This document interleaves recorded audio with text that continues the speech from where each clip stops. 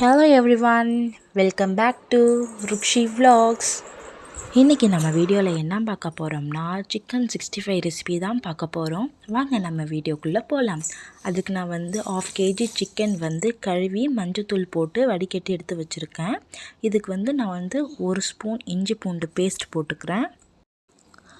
1 spoon மிளகாத்தூள் போட்டுக்கலாம். 1 spoon மல்லித்தூள், ½ ஸ்பூன் கரம் மசாலா ஆட் பண்ணிக்கோங்க.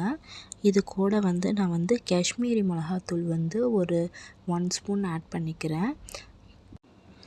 1 ஸ்பூன் தயிர் ஆட் பண்ணிக்கோங்க. 1 டேபிள் ஸ்பூன் மைதா, 1 டேபிள் ஸ்பூன் கார்ன்ஃப்ளவர், இது எல்லாத்தையுமே ஆட் பண்ணிக்கோங்க. இது கூட நான் ஃபுட் கலர் ஆட் பண்ணிக்கிறேன். ஃபுட் கலர் ஆப்ஷனல், உங்களுக்கு வேணும்னா நீங்கள் ஆட் பண்ணிக்கோங்க, இல்லைன்னா வேண்டாம். கொஞ்சோண்டு கருவேப்பிலை, கஸ்தூரி மேத்தி இருந்துச்சுன்னா அது கொஞ்சம் போட்டுக்கோங்க. அது கூட நான் சோம்பு 1 ஸ்பூன் போட்டுக்கிறேன். போட்டுக்கிட்டு இது எல்லாத்தையுமே மிக்ஸ் பண்ணிக்கோங்க. கொஞ்சோண்டு தண்ணி தெளித்து நல்லா மிக்ஸ் பண்ணிக்கோங்க.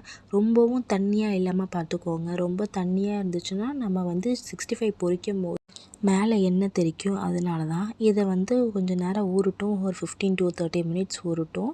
இப்போ நம்ம கடாயில் எண்ணெய் ஊற்றிக்கலாம். எண்ணெய் இப்போ கொஞ்சம் நல்லா ஹீட் ஆகிடுச்சு. இந்த ஸ்டேஜில் நம்ம மேக்னேட் பண்ணி வச்சுருக்க சிக்கனை தனித்தனியாக போடுங்க. அப்போ தான் எல்லாம் ஒன்றோட ஒன்று ஒட்டாது. இதை நீங்கள் போட்டு முடித்த உடனே நீங்கள் பெரட்டி விட்டுறாதீங்க. கொஞ்சம் நேரம் ஆகட்டும், இல்லைன்னா அந்த கரண்டிலே அந்த மசாலாலாம் ஒட்டிக்கும். அதனால் கொஞ்சம் நேரம் கழித்து இப்போ நம்ம இது எல்லா சிக்கனையும் திருப்பி விட்டுக்கலாம். திருப்பி விட்டதுக்கப்புறமேட்டு இன்னொரு 3 to 4 மினிட்ஸ் நல்லா இது குக் ஆகட்டும். இப்போது சிக்கன் நல்லா வெந்துருச்சு. இப்போ சிக்கனை எல்லாத்தையுமே நம்ம இப்போ எடுத்து வடிகட்டி வச்சிடலாம். அவ்வளோதாங்க, நம்மளோட சிக்கன் 65 ரெடி ஆயிடுச்சு.